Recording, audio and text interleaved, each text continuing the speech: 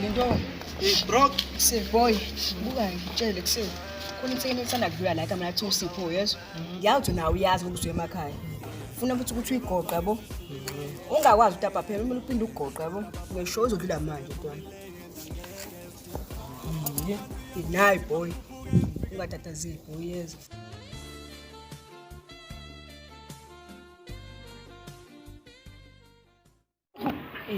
Mfethu hey wena ududlwane eThekwini buka ufika pha kuyona uyayibingelele vele njapho futhi uyazi ya lapha usiyakona uthi une crush kuyona uzovele usitshele negama layo ngithi nawe usuzalisile uthi une crush ungana inama boyfriend ungayibonda ba boyfriend iboyfriend nobethu awunandaba nayo yabo wena nje uthi yabo umtshela ngenda ba boyfriend ungayinayo lo iboyfriend yona uzodidisa wena mfethu uthi une crush kodwa nje indaba ye boyfriend indaba ye boyfriend ngiyakutshela i-boyfriend isho nawe i-boyfriend ya i-boyfriend awuyinaki ya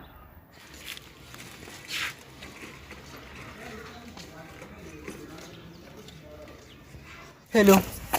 Njani? Ngiyaphila wena? Ngiyaphila. Ungazi wamusa. Ngiyabonga. Uyikhuluma manje sikhuluma nawe manje. Anginaso isikhathi futhi ngiyafika ngasekhaya. Iphi number yakho wena manje? Let's. Asifuna ngiphethe la. Ngithethe. Uzongibhalela. Ngibhale imali. Yeah.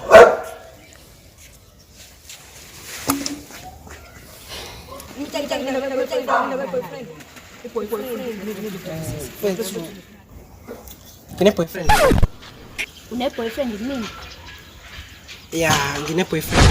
Ubona boyfriend ngakumina. Ubona boyfriend yini ngakumina? ishawini ntwana uma Ubona boyfriend ngakumina?